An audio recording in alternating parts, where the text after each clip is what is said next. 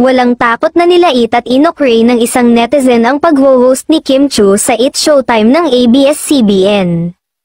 Nag-post kasi si Kim sa kanyang Instagram account na papunta na siya para sa kanyang hosting job sa Showtime at in fairness, maraming followers ang dalaga ang na-excite na mapanood uli siya sa pangtanghaling programa ng DOS.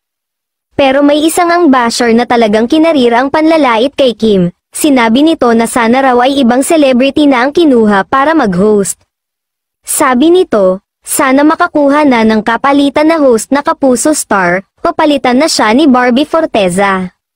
Nasinundan pa ng, yung tawa ni Kim nakakairita, tapos sapaw pa siya sa mga host dyan, hirit pa ng isa. Pilit namang kinontrol ni Kim ang kanyang emosyon at magalang pa ring sinagot ang kanyang basher. Pasensya po, tao lang, God bless ate. Pero palaban pa rin ang netizen, muli itong nag-post ng comment, aniya, matuto ka kasing lumugar di ka naman main host, hindi na sinagot pa ni Kim ang hirit ng kanyang basher, ilang followers din niya ang nagsuggest na huwag nang patulan ang nasabing netizen dahil mukhang sarado na ang utak nito.